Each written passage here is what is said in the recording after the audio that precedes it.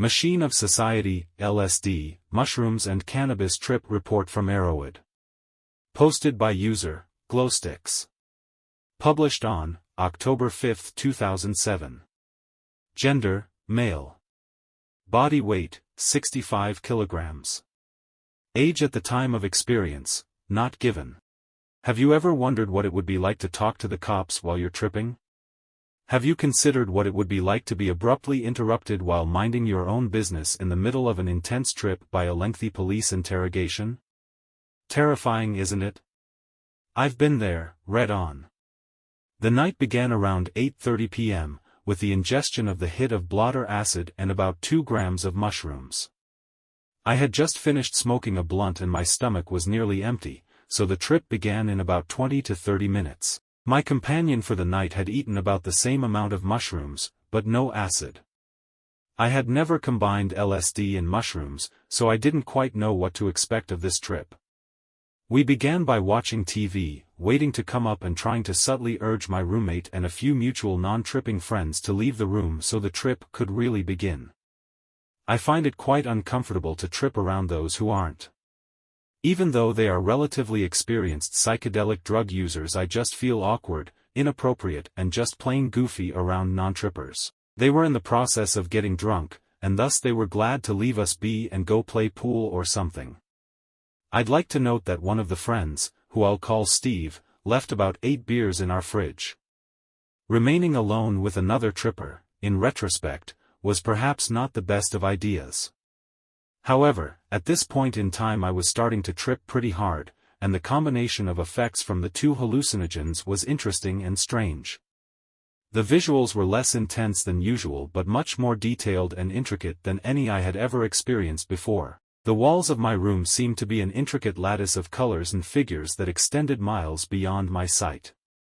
The universe seemed to break down into thoughts and ideas rather than objects and processes. I pondered to what extent reality was merely an artificially constructed set of ideas and perceptions rather than a physical, solid, definable universe. After spinning glow sticks and listening to music at a high volume for an hour or so, I had another friend of mine roll a joint on my desk and the 3 of us went on a drive to smoke. The marijuana enhanced the visuals greatly, as has always been the case when I trip and smoke. Big mistake number 1 was a few stems and seeds left on my desk, and the bag of pot left in the drawer. Being outside, away from the music and glow sticks and confinement of the dorm room took the trip in a new direction. I became grounded in reality to an extent. I could envision the entire universe as an enormous self-perpetuating machine, in which every bit of matter played an intricate role in the greater workings of our existence. I pondered the extent to which I could control my place in the machine, and the extent to which the machine would control me. Little did I know, at this point, the extent to which I would get stuck and nearly caught in that machine. We arrived back at the dorm building and went back into the room after socializing with a few people in the pool room downstairs. I was feeling a bit more social now, but I didn't stay for long. We smelled strongly of marijuana, but that was nothing that normally concerned me. I'll call this big mistake number 2. Once back in the room I started to spin glow sticks again and we turned the music back on. The music was at a fairly high volume, but nothing that would normally cause any trouble in the building. Everything seemed to be going great at this point. I was having an intense, thoughtful, fulfilling and unusual trip with no concerns to keep me from really enjoying myself. This is exactly the point where everything goes wrong. 2 of the building RAs opened my door while I was spinning, and at first I didn't have any idea what was going on. There was a male RA and a female RA. They told me that my music was too loud, and they walked in and immediately spotted an empty beer bottle. They told me they would have to search the room and that I should go ahead and get rid of any other alcohol.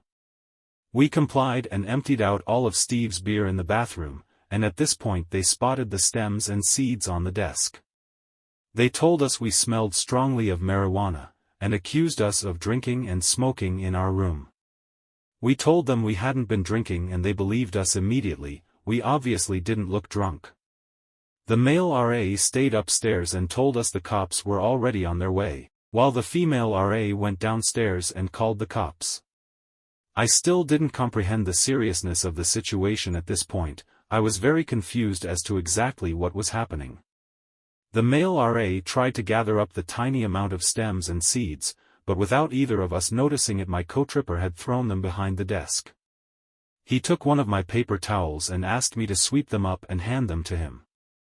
Much to my own confusion, I swept up mostly dust and a few very tiny green particles. I was under the impression that he had already picked up the stems and seeds that he had seen. He took us out into the floor lobby, and while we waited for the elevator, my co-tripper said he had to use the restroom. Unbeknownst to me, he stashed his glass pipe on top of a ceiling tile above the toilet. While the RA followed him into the bathroom, I went back into the room and grabbed the bag of pot.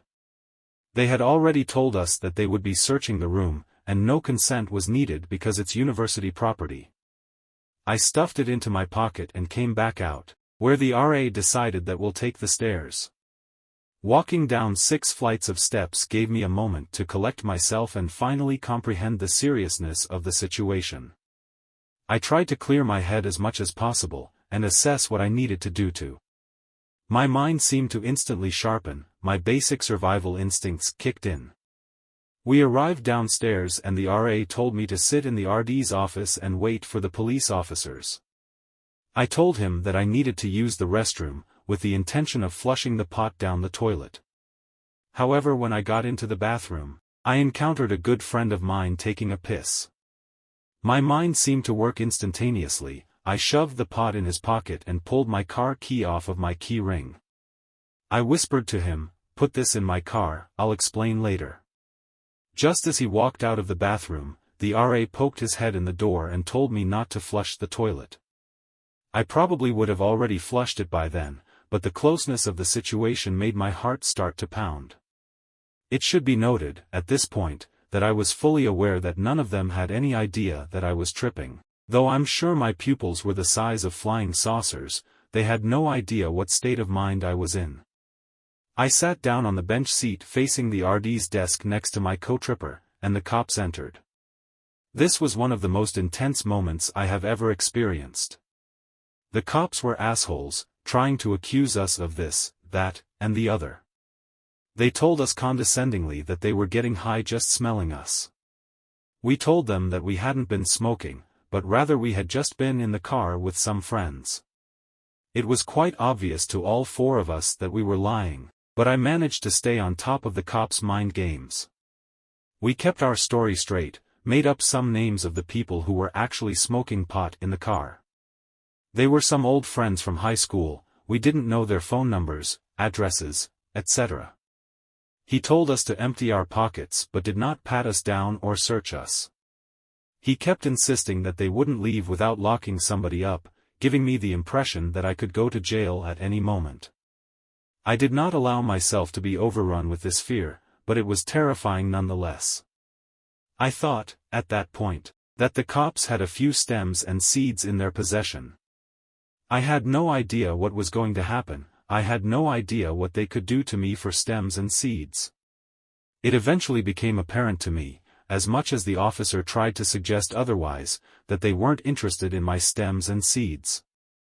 They wanted a bust, and we weren't going to give them what they wanted.